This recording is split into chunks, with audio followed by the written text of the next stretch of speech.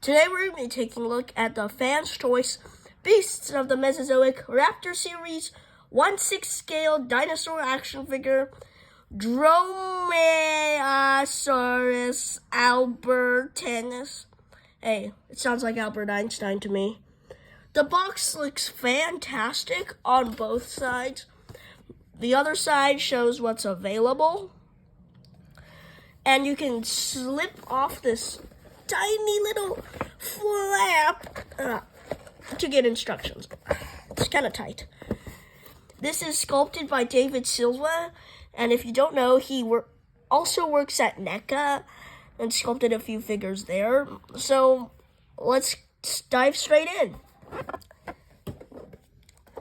This is the figure. I mean, it's just a dinosaur. What do you expect? But the level of painting on this thing and the sharpness of these claws, it's pretty good.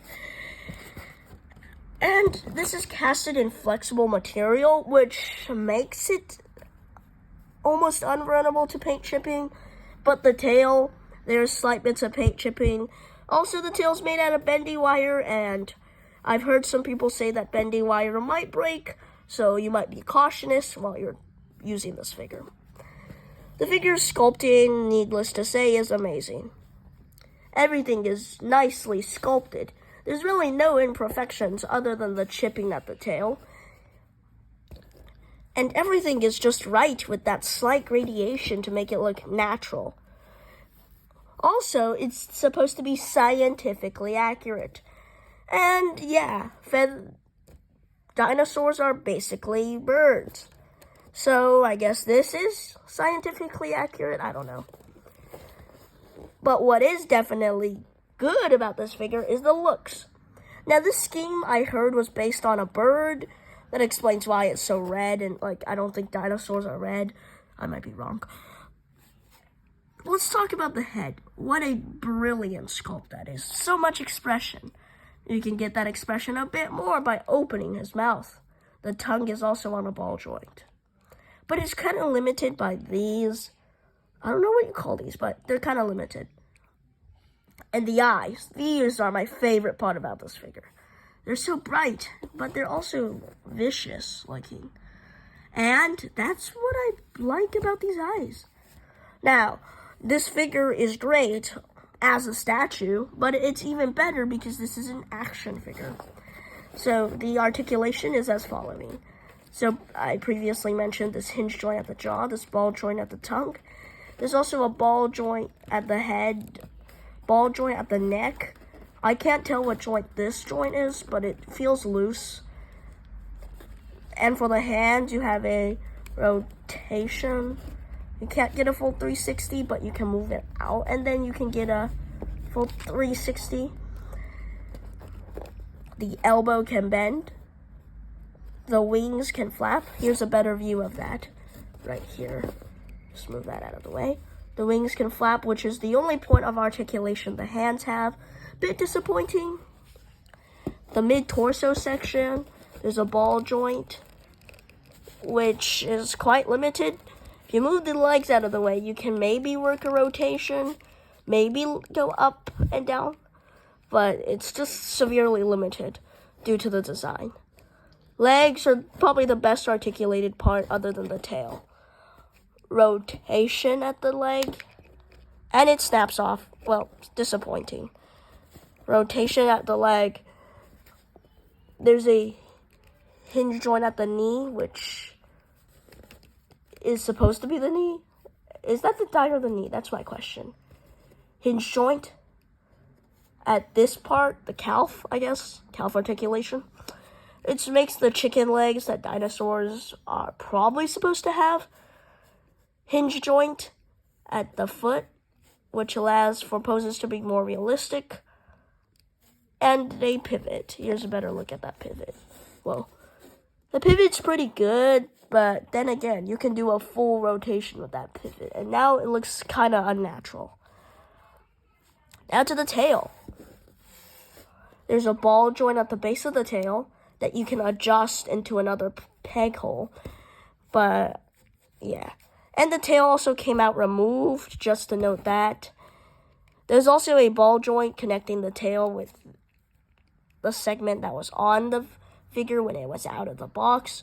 And like I previously stated, the tail's made out of bending wire, which is fairly unlimited. Now, speaking of other things, here are his accessories. You have a lot of posability, 26 points of articulation according to the box. You also have the stand. You can switch out this arm for different sizes. There's a medium sized, this one's a small sized, and you have a large sized.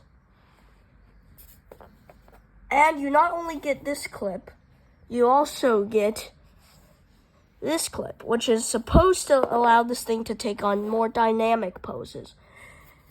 You also get this thing, and I don't really know what this is for, but it can connect to a ball joint. So I believe all you need to do is to snap off this. You can snap this on. So it basically creates a rounder shape, and you can snap these ball joints on. This will allow the figure to take on more dynamic poses. You can also remove the stand and put it back together. And the stand itself is beautifully sculpted and painted. The rocks, all the details, they look very natural and realistic. And the bottom is not completely useless. There's two pegs right here. It's hard to see, but if I bring it closer, anyway, there's two pegs right there. And you can grab one of these alternate, feet pieces, I think. You can plug them on there. There's two, so there's two slots. Just gonna want to get that one right. There's two slots anyway, so you can just plug in these two right there. And that will store these. Now let's talk about these arms. Sorry, these feet. These feet are almost the same as the feet on the figure itself. I mean, what's the difference? They're just a bit closed. That's all I can observe. But they're really not much of a difference.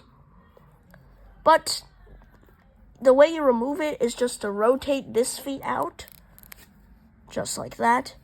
And you can rotate the corresponding feet, I believe it's this one, in. It's like switching hands on NECA figures. But it's harder because of the fact that NECA hands are just easier to put on. And if you get it on, same articulation, almost same look. It's almost about the same. Now, a better look at the feet is the leg is right here. There's also a toe articulation I forgot to mention. This one kind of helps when you're doing pivots because then it can actually look more natural. Just like this. Now, let me talk about the standard feet. Again, almost the same as the alternate ones. The only difference, like I stated, is they're a bit open. So, overall, the only cons about this figure is, at least for me, the chipping on the tail. But other than that, it's a great figure for its price. Well, compared to SH Monster Arts. So, I would recommend you to get it. If you can't get it, it's, unfortunate, but it's not a disaster, if you can't get the newest Earthrise Optimus Prime, because that's a great mold. See you next time. It's a noob.